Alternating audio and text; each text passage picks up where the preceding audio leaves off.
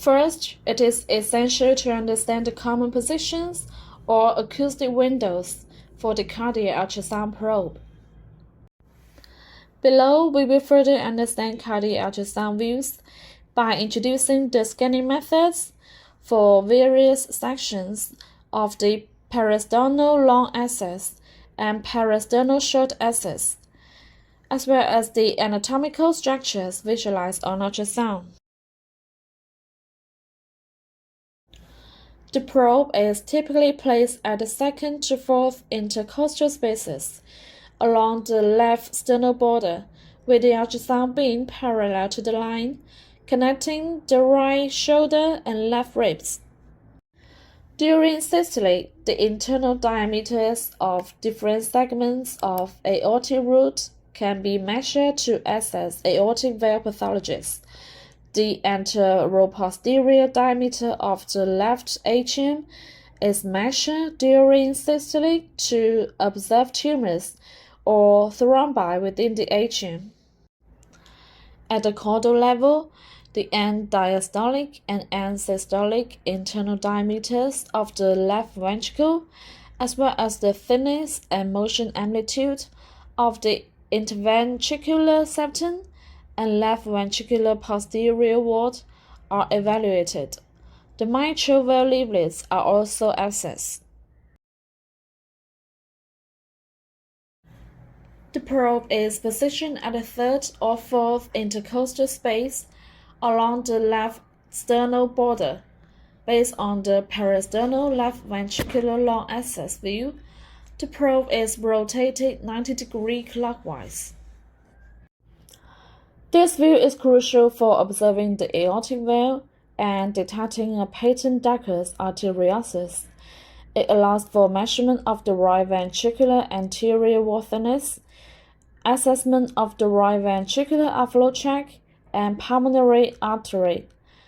Additionally, it enables visualization of tumors and thrombi within the left and right atrial and measurement of the anteroposterior diameter of the left atrium.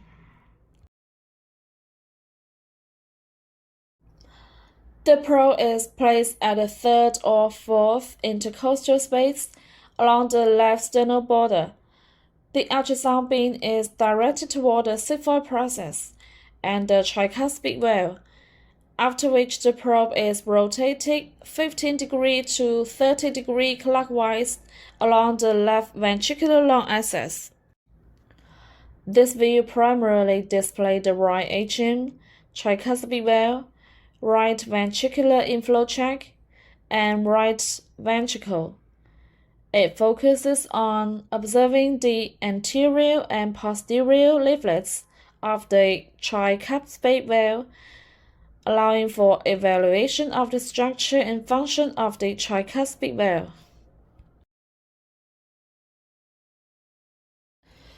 The probe is placed at the third to fifth intercostal space along the parasternal border. Based on the parasternal aortic short axis view, the probe is slightly tilted toward the cardiac apex, from anterior to posterior.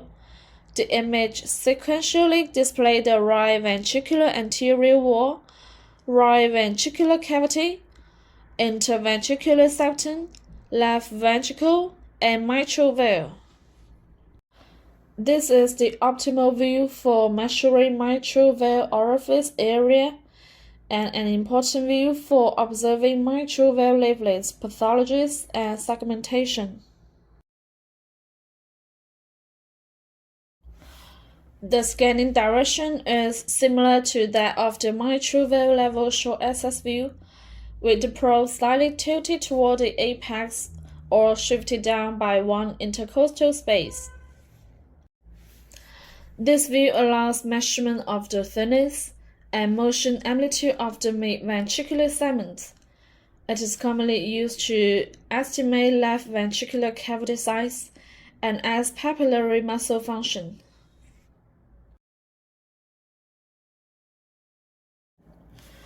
The scanning direction is generally the same as that of the mitral valve and papillary muscle short axis views. The proposition is usually one intercostal space lower than that of the papillary muscle shown as view. This view enables measurement of the thickness and motion amplitude of the apical segments, aiding in the diagnosis of conditions such as apical hypertrophic cardiomyopathy, left ventricular noncompassion, apical thrombus, and ventricular aneurysm.